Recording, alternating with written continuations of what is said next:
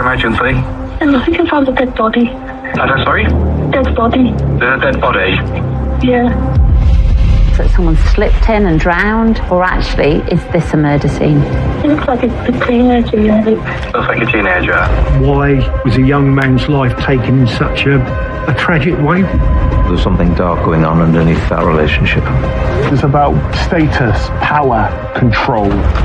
It's reckless and it's intentional. We have a 2-hour time period when we don't know where they've been and what they've done. Is there a killer on the loose? We need the evidence to tell us.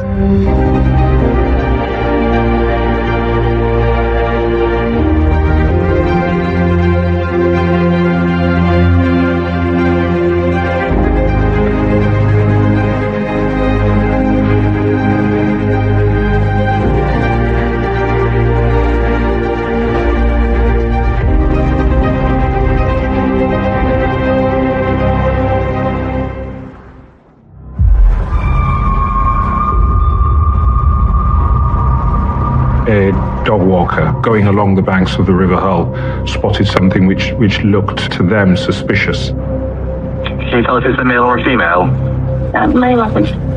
When they took a closer look, they could see that it was the body just on the edge of the riverbank. And you say you've actually touched him and there was no response? I took him off foot. It's obviously a young person, probably aged between 16 and 20. There's no chance that he's asleep or anything, there's no breathing or anything like that you could see it. No. Police cordon off a stretch of the River Hull. It's not yet clear how the teenager died. The body isn't fully submerged, the head is slightly, but the majority of the body is just lying on the riverbank. I suppose to a passerby it may have appeared as if this is somebody who had got into difficulties in the river itself. No obvious signs of murder. No visible signs of a struggle or stab wounds or anything like that.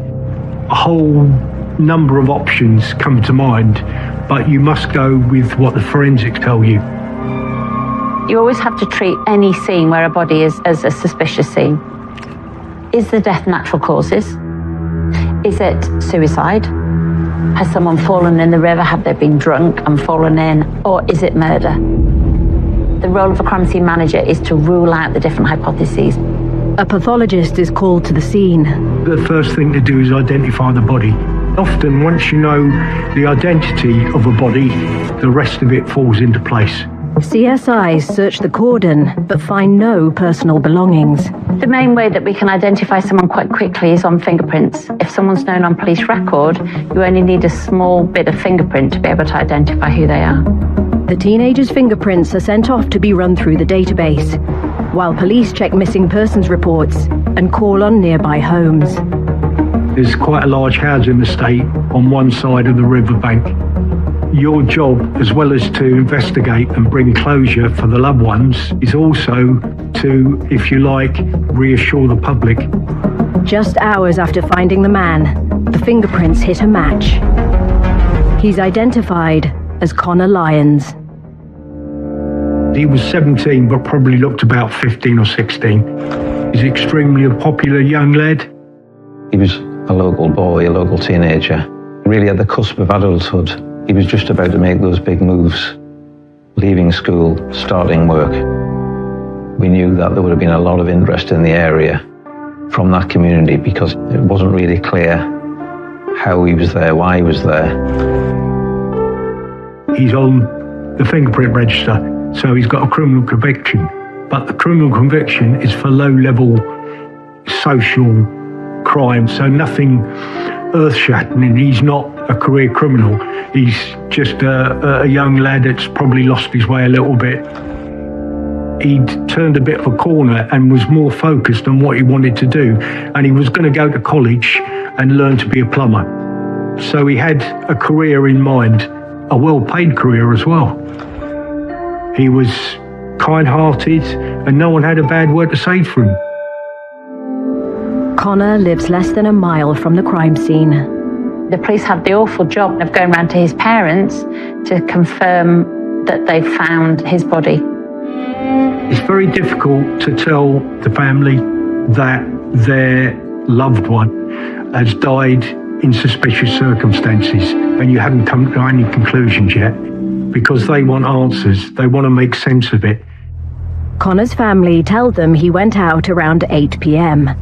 He was riding his bike with his loyal companion Callie by his side. From speaking to family, Connor had a dog called Callie, and his dog literally was by his side day and night, and he had a lead for him. The time that Connor went missing, the dog also goes missing. Callie was found alone later that night, hungry and nervous, helping narrow down Connor's final movements. CSIs at the river look for clues as to what has happened. The victim, Connor, was missing a gold bracelet, bike, and his mobile phone. There was a gold bracelet that had been bought for him as a present. It did raise a suspicion as to whether or not there had been some form of foul play. The fact that these are missing then tends to point towards, was this a robbery? Amid the uncertainty, speculation is rife. This would have caused a ripple effect within the community. Hearing the news of a young person known well within the community, knowing the family within the community, people start talking and people start coming up with their own theories and their own conclusions to what was going on in that situation. There'll be all sorts of stuff on the rumour mill. It's a two-way street. The public want to know what's going on, but equally the police want to harvest any information or intelligence there is that might help their inquiry. There was a rumour circulating. He was talking about suicidal tendencies. There was the seed of potentially Connor got into problems with others, potentially involving drugs, and that he may have been harmed by those people. With rumours swirling, the team urgently needs to determine how Connor died. If this is murder, how can the crime scene tell us the story as to what has happened? Is it a suicide? Is it foul play? Lots of question marks at the moment, and no real answers.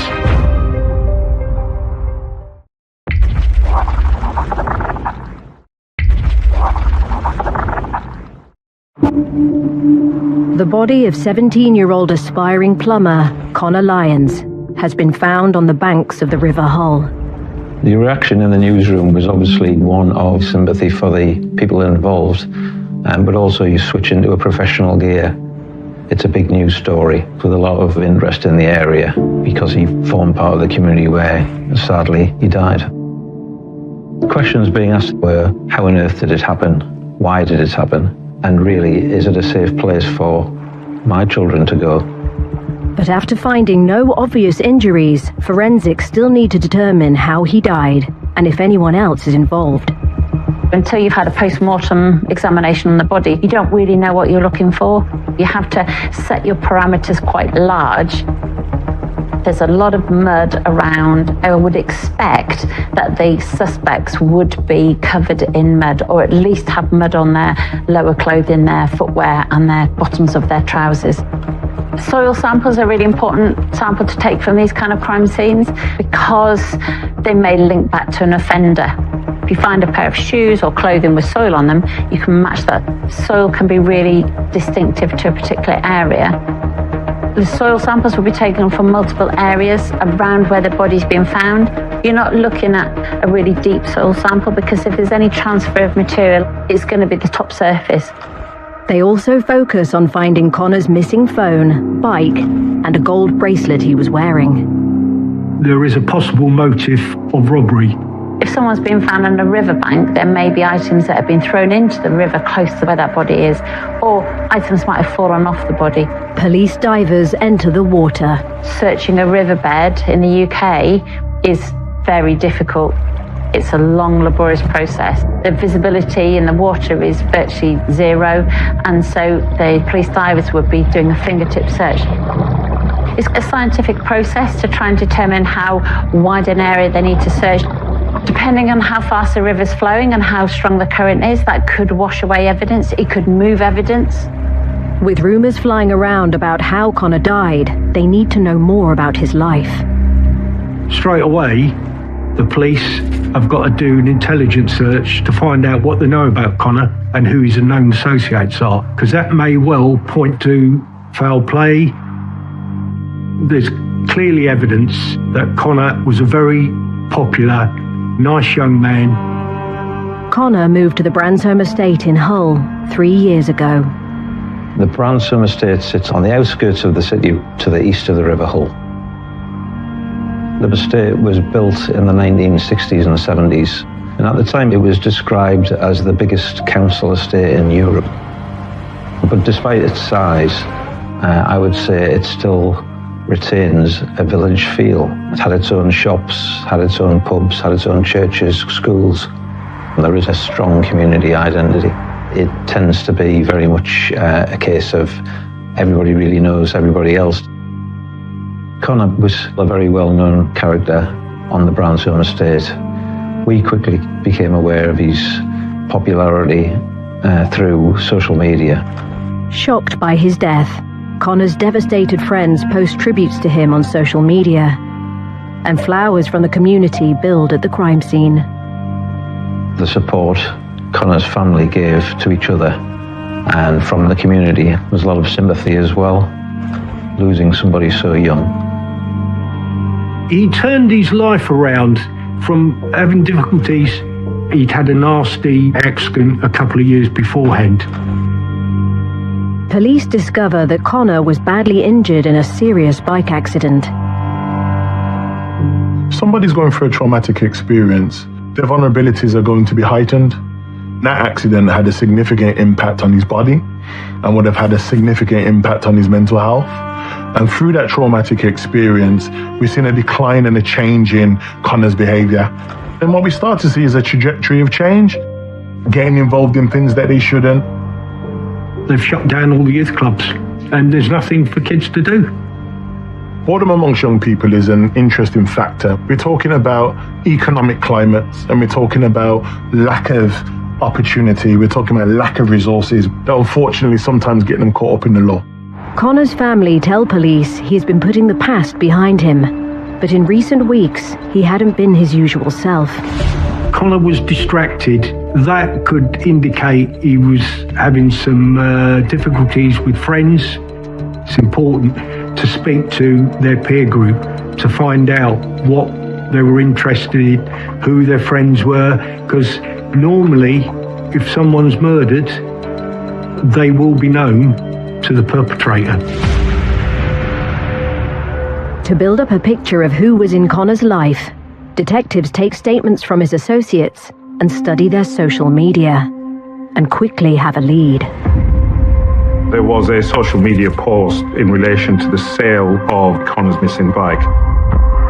Connor had quite a distinctive bicycle that he took everywhere. Everyone knew what it looked like. Digital experts trace the seller. Comes back to a guy called Cole Jarvis. Jarvis lived on the Bransholme estate in the same area as Connor. They were, in fact, living quite close to each other. He was somebody who had a group of friends, many of whom were significantly younger than he was. Connor was one of them. Police learn Connor met 21-year-old Jarvis around 6 months ago, after approaching him for help fixing up a dirt bike. Young people make relationships quite quickly. Both of them like bikes, both of them like motorcycles, and it's those things that may have that initial connection. They're members of the same peer group, and it would seem that the common interest they had is playing video games, lamping, which is hunting for things like rabbits and stuff like that. Digital forensic investigators find Jarvis has made several attempts to sell Connor's bike on social media. On the face of it, it's evidence of suspicion of theft. So let's get him in, hear what he has to say. And it's very important in a murder investigation, you get a story from a suspect as quickly as you can, so that you can either corroborate it or otherwise. Cole Jarvis is arrested on suspicion of theft. He said, well, I don't know what you're talking about. I haven't got the bike. And says, I don't know Connor that well at all. He's, moved in beside me and we're acquaintances more than friends. It's when the police start delving into the peer group and what they've witnessed and what they've heard from Jarvis, they realise that Jarvis is telling a pack of lies. With Jarvis in custody, an associate gives a statement. He saw Jarvis after 11 p.m. wearing wet and muddy trainers, riding Connor's distinctive bike. One of the peer group says that he had squelchy shoes, which indicates he's been near water. His explanation for that was, because I'd taken the dog out for a walk. What is damning for him, he was seen riding that bike on the evening. When confronted, Jarvis's account takes a U-turn. He then changes his tune, and he tries to change the narrative in another direction. Now Jarvis tells police he and Connor are in fact friends, and he did have his bike because Connor sold it to him. Of all the items that went missing, this was in many senses, one of the more important ones, if not the most important, because it was a bike that was important to Connor, and would have been unlikely that he would have been trying to sell it. What we see with Jarvis, he's continued to go out into the community and try and sell the bike. It suggests that he may be involved. Why else did he sell the bike? Because he knows Connor won't need it because he's dead. That's my conjecture. Detectives asked Jarvis if he went to the riverbank on the night of the 18th of January. He denies ever being there. Now, it's not an offence to tell a lie to a police officer, but what it is good circumstantial evidence if you can prove that that suspect has lied to you, that his account or his narrative can't be relied upon because all these witnesses say this is actually what happened. Intelligence officers scrutinizing the rumors spreading across the estate about how Connor died have found further evidence that Jarvis has been lying. When the police start questioning the peer group, they suddenly starts to dawn on them that the one starting these rumours is actually Jarvis. And why is he doing it? One involved the suggestion that he had been with Connor much earlier in the evening, when Connor had described wanting to hurt or kill himself. He also, to another friend, raised the possibility of Connor being looked for by people involved with drugs. There wasn't one clear picture. None of which was true, of course. He's sowing a seed of disinformation, if you like, to go along with his narrative. And in a sense, that implicated his role in this. We're starting to get a bit more of a picture about a possible suspect, or certainly a person of interest. Doesn't say he's a murderer, but he's got questions to answer. Needing to know more about Jarvis, detectives interrogate his digital footprint. He claims to have lost his phone, so they request his records from the network. Meanwhile, forensic search teams have recovered Connor's bike from inside a relative's shed.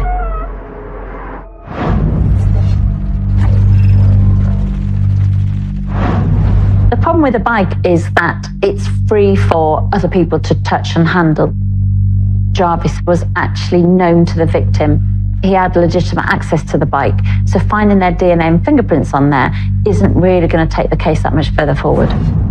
The team still needs forensics to tell them what happened to Connor on the riverbank.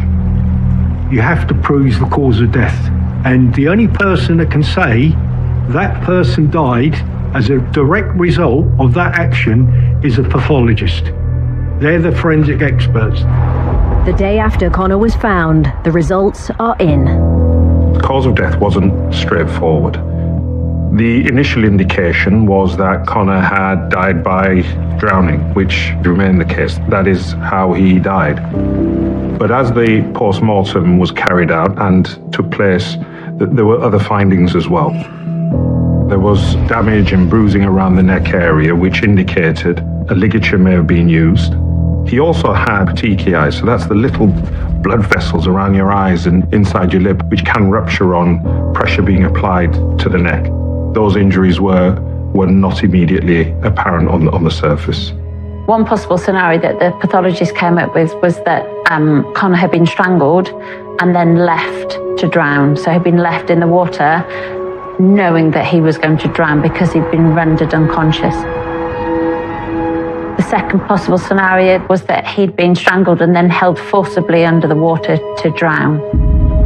Whichever way, The strangulation was an integral part to his death. Were they callous enough just to leave him there to die? It matters not. In law, there is no difference. Humberside police officially have a murder investigation on their hands. Now this is a murder inquiry. There's a massive shift in the investigation. What was used to strangle Connor? It's really important to try and find the ligature. Being able to find that vital piece of evidence may lead them to the offenders because they might well have their DNA as well as the victim's DNA. The pathologist suggests that Connor may have been strangled with a rope over his waterproof jacket, which would explain why there are no visible markings on his skin. A piece of rope had some significance because one of the witnesses had described Jarvis as making a reference to a piece of blue rope in the context of using it to tie people up. Maybe Jarvis showing people the blue rope is just him showing what he's prepared to do. This time, when police ask Jarvis about Connor's death, he answers no comment. It can be tremendously frustrating because they can't really get to the root of the murder. There's lots of circumstantial evidence pointing to him as a person of interest, and he can't be eliminated, but he's implicated, but there is insufficient evidence to charge him with murder. The team needs more time to find a forensic link between him and the crime scene. There's a sense of urgency now. They haven't got an open-ended clock. What you have to do is prove the lies and prove the truth.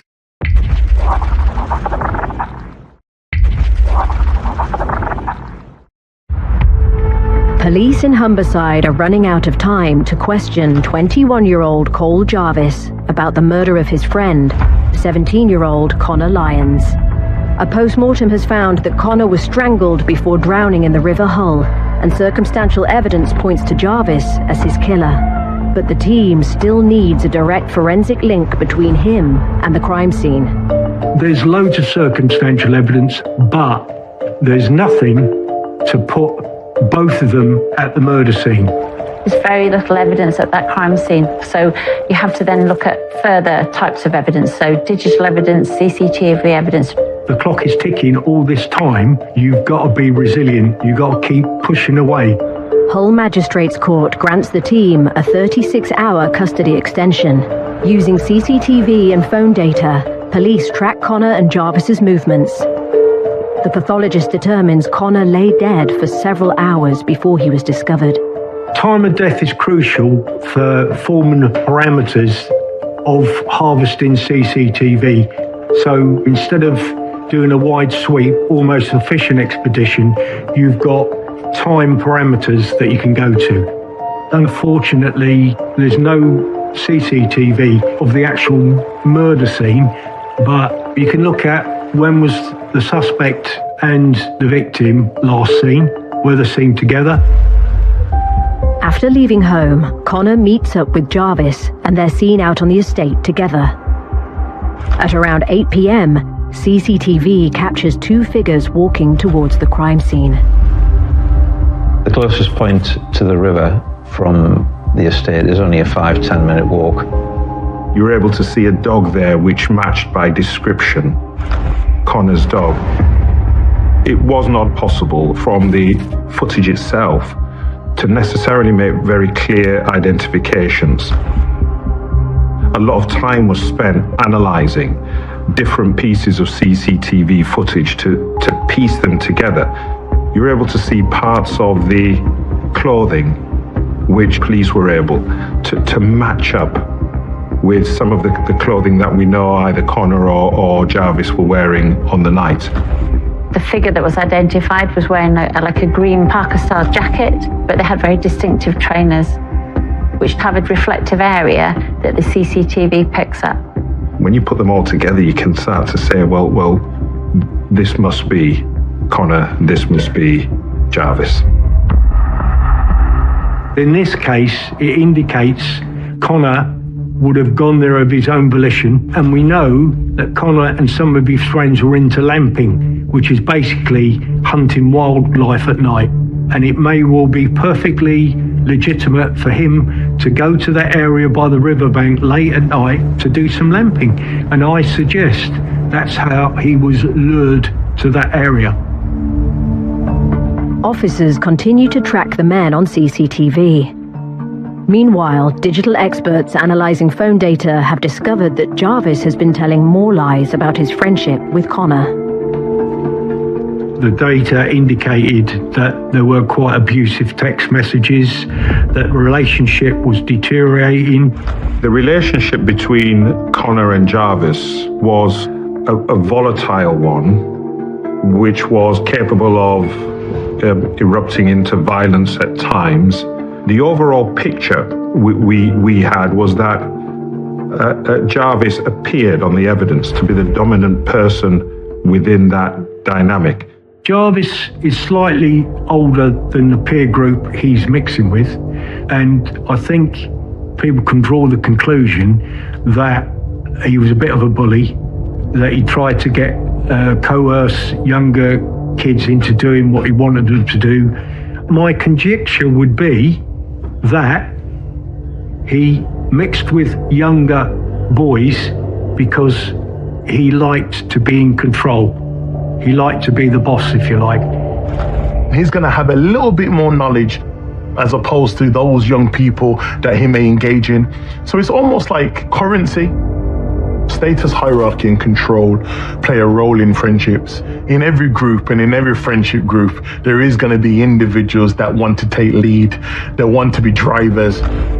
Jarvis being the leader of the pack in that type of environment, it would have definitely stroked his ego. Where Connor was slightly different is that he was an individual with a strong personality, and we know of loads of incidents where they clashed. The team needs to find out if one of their fights turned fatal, and why. Shortly after 8 p.m, the figures are captured again on CCTV crossing John Newton Way, heading towards the River Hull, before they disappear from view. At 10:20 p.m, only one figure reappears. Connor is not in that CCTV. There's a gap of 2 hours, which is consistent with what the pathologist says at the time of death. You can conclude that Connor's either dead or dying by the side of the river. Detectives are convinced the grainy figure on CCTV is Jarvis fleeing the crime scene. He's seen heading back towards his home, but they still need further proof it's him. With the custody clock running out, a new key witness comes forward with incriminating evidence, just in time. There was an eyewitness who was driving along Thomas Clarkson Way on his way to work at around 10:20. He's driven past. He's seen this person with a dog. The area off Thomas Clarkson Way towards the river is pretty much open countryside, woodland, if you like. No CCTV, no street lighting. Large areas that isn't covered by any lighting at all. It's quite a desolate spot. There isn't any reason, good reason perhaps, to be in that area on foot at that time of night. He was able to give a description of a man wearing broadly similar clothing which was worn by Jarvis that night, and was with a dog that matched the description of Connor's. The eyewitness was able to pick out Jarvis on an identification parade, albeit he could not be sure if it's the next sighting of the defendant on CCTV heading back towards his home area, only minutes from that sighting. It was one of the most remarkable pieces of evidence in the sense of, I've no idea how he remembered seeing this person and the timing. It was quite extraordinary. Investigators cross-reference the CCTV and eyewitness testimony with Jarvis's phone data. At various stages on the CCTV footage, you could see that the person was using the telephone. When they match the data, he's trying to sell the bicycle on the mobile phone. Now, that's very callous. Humberside police arrest Cole Jarvis on suspicion of Connor's murder. A warrant is secured to search his home and related addresses. There's certain things in an investigation that you would want to look for.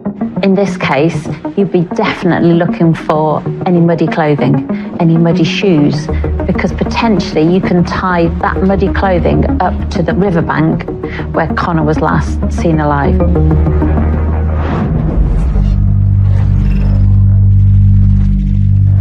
If an item is really muddy or really wet, the DNA may be inhibited because of the contamination.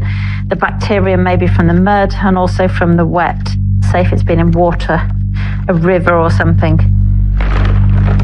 These shoes are quite heavily mud stained. They've got quite a lot of soil on the tops, on the uppers and the lowers of them. The forensic scientists might be able to ascertain where the soil has come from, and if they've got a soil sample from a site, they can compare the two and see if this soil from the shoe has been at the scene. The trainers and mud samples collected at the crime scene are sent for comparison to soil expert Dr. Rosie Everett. My role on the case is to understand whether there is any forensic ecological evidence that can help the police understand whether the suspect has been at the scene. The key pieces of evidence that I examined was a pair of trainers. They were caked in mud right up to the laces. We want to understand what is that mud, where has it come from, and whether there's anything microscopic that we can use to link the scene and the suspect. Back at HQ, the intelligence team are still trying to understand what triggered Jarvis to kill Connor. When you looked at the relationship between them and looked at the communications between them, what it did show is a volatile relationship where they were capable of issuing threats to each other, at times fighting like cat and dog. The team discovers that 3 months ago, tensions boiled over after Jarvis sold a bike belonging to Connor without his permission. Connor confronts him and says, "Where's my money for my bike?" And Jarvis refuses to give it to him. So at that stage, I would suggest it's when it really starts to turn toxic, because he's basically stealing from Connor for whatever reason. There were messages in which it appeared Connor was making quite significant threats towards Jarvis. What was also apparent is that when you look at the messages, Jarvis had no fear of Connor. And you had messages from Jarvis to Connor saying, "Carry on testing me, you'll see what would happen." There were text messages where Jarvis says that Connor is a cheeky, gobby little rat. I think that maybe his power was challenged. I think that he felt that control he was losing because he's seen in Connor that he's an individual that didn't want to toe the line anymore. But when you have another individual that then stands out from the pack and says, "No, I don't like this. No, I'm not going to follow your instruction," and actually meet you at some point with conflict, it changes the whole dynamic. And then when it changes that whole dynamic, then someone like Jarvis now has to demonstrate authority, now has to demonstrate control. A witness tells police Jarvis showed them a video of him whacking Connor on the leg with a boat paddle, causing Connor to cry while he laughed. Jarvis was older and he was more well developed. There would also be a physical imbalance. There is evidence that he's stolen from Connor in the past. There is evidence of Jarvis's propensity to use violence and to be forceful in forcing Connor to do what he wanted him to do. If you put it all together, it's starting to show Jarvis's propensity for violence, and the violence is against Connor, who's younger and weaker. It shows some intent. With the theft of Connor's bike the possible motive, searchers at Jarvis's home move into the garden. Clearly you're looking for a murder weapon. A piece of blue rope was recovered, secreted or hidden in a garden area. Intelligence has revealed that the offender's been boasting about using a rope to injure somebody. Is this the same rope?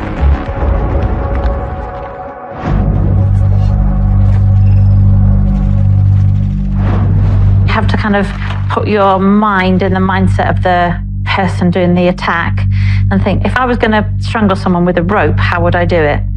And therefore that makes it easier for us to then target specific areas on an item for DNA transfer. The ends of the rope might have the offender's DNA on, and then the center of the rope might have the victim's DNA on. The trouble with this is it's got mud on it, and also it's been wet, so it might inhibit any DNA. So you need to try and avoid the areas of mud, which on something like this is quite difficult. Really get the swab into the nooks and crannies of the rope. DNA samples from the rope are sent for profiling. That rope was found to have the DNA of both Connor and Jarvis on, but in locations which would have been consistent with it being held as a ligature and potentially used on Connor. A rope really is intimate, it's really close, and you would have seen and heard every emotion that would have came with it. So that level of violence really stands out. That is evidence, good forensic evidence. If there's a rational or lawful explanation for that, don't you think he should have given it? Quite damning, I would say. And it's becoming quite a compelling case for the prosecution. Cole Jarvis is charged with Connor's murder. But it doesn't stop there. The police, up to the day of the trial, are still investigating and still asking questions, because he could come up with a cock and bull story saying, well, I've touched the rope, and so has Connor, because we're friends. With Jarvis changing his story at every turn, police can't afford to leave a jury in any doubt. They still need to forensically link him to the crime scene. If we don't get that crucial evidence at that scene, we potentially might lose the case at court. The initial thoughts are there's not much at that crime scene. But after examining Jarvis's trainers, Dr. Rosie Everett has made a breakthrough. My particular field is an area called diatoms, microscopic single-celled algae. So nothing you can see with the naked eye, but a piece of evidence that forms in water and soils. The suspect was very clear that they'd never been to that part of the River Hull. Actually, this evidence proves that they have. It was a light bulb moment in the course of the investigation.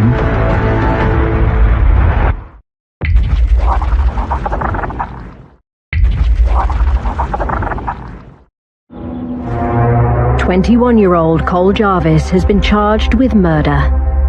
A rope recovered from his garden has returned a DNA match to 17-year-old Connor Lyons, consistent with the pathologist's findings that he was strangled before drowning in the River Hull. And now, microscopic forensic evidence has tied him to the crime scene. Part of the reason that diatoms have become such an interest as a forensic evidence type is that if they come in contact with clothing, they get into the fibers and they lodge themselves between your fibers. And it's the same with footwear as well. We can look at them down the microscope to identify them to species level based on their shape, based on their size, and based on the features that they have as part of their structure. Diatoms are unique to particular habitats. So there are diatoms that are specific to the sea, there are diatoms that are specific to different river types, and there are different diatoms that grow within soils. So we can use that information to build a picture of where they've come from. The River Hull is a really interesting environment from a diatom perspective. It's a big estuary system. So the fresh water runs into the Humber estuary, which then obviously runs out into the North Sea. And it's a huge tidal system, and it means that you have quite a distinct diatom population from all three of those environments. What we can do, if an item of clothing or footwear has those diatoms on them, then we can try and make a link between, for example, a suspect and a scene. Samples from Jarvis's trainers are compared to mud and water from the crime scene. So when you're examining a piece of evidence, we have to be able to demonstrate, if there are diatoms in that evidence, that it's not just a quick contact, that it's across the shoe. In total, there were 6 samples. So one from the sole, one from the toe cap, one from the rear of the trainer, and then 3 systematically moving up the laces. Looking at the trainers under the microscope, they were covered in diatoms. This demonstrated that this shoe had been absolutely caked up to the laces in wet mud and had come in contact with all of these different diatom populations. And these diatoms matched exactly to the scene. It's crucial because it directly points to Jarvis being at the murder scene, i.e. on the riverbank where Connor's body was found. It actually links him, the first bit of evidence actually links him physically to that riverbank. 8 months on from Connor's murder, Cole Jarvis's trial begins. The atmosphere in any case where somebody has died is always tense and intense. And the whole range of emotions, from anger to frustration to anxiety to worry to fear, floating around the courtroom. In a close-knit community like Bransholm, it's always very, very sad that a case like this can divide and split friendships. It does add to the pressure, and it's those emotions that are there we also have to try to shield the jury from, because emotion isn't part of their decision making. In court, Jarvis showed a lack of remorse. He was straight-faced, just stared at the wall, was totally disinterested in the proceedings. He thought he was going to get away with it. Jarvis's defense claim he has nothing at all to do with Connor's murder. This case has got really good, compelling forensic evidence. You've got diatoms that have been found on the shoes and the clothing that was found in the river. You've got Connor's DNA on the rope. And also you've got CCTV that puts the victim with the offender at a certain time. All those 3 bits of compelling forensic evidence corroborate with each other. So you've got evidence that will link to other evidence to create a really compelling picture. The only people that know what actually happened on the riverbank is Connor, who's dead, and Jarvis, who's made no comment. Now, if he had an explanation, it would have been in his interest to give it. But he never did. After hearing the evidence for 3 weeks, it takes under 5 hours for the jury to come to a verdict. Jarvis is found guilty. When the guilty verdict was announced in court, there were gasps from the public gallery. There was also a lot of tears, and emotions were running high. And it spilled out after the court into words, shouts, screams between the 2 sides on the courtroom steps outside. Jarvis is sentenced to a minimum term of 21 years. The judge, in his summing up, alludes to the fact that he believed that Jarvis lured Connor to the riverbank, probably saying, "Let's go lamping," which was popular with them both. He's gone there, and the intention was to rob him of his gold bracelet and his bicycle. But ultimately, we don't know what was in Jarvis's mind because he's never told anybody. He was invited to, but he never did. He never gave evidence in his own defence. If he'd got away with this, I think he would have escalated his offending. When we think about toxic relationships in any form, people may ask the question, why does a person stay? But oftentimes there may have been elements where they did have, connection. There may have been elements within their relationship where they had a bit of a laugh. This is very sad. Connor was loved and respected by all. That's, replicated in the number of people that turned out at his funeral. There were hundreds of people there. Amid COVID restrictions, 300 vehicles drive in convoy in his honour. The memory of Connor is one that is beautiful, one that is inspirational, one that shows change. He had plans for the future, and who knows where that have led. Sadly, we'll never know, because his life was taken from him before he could realise his ambitions.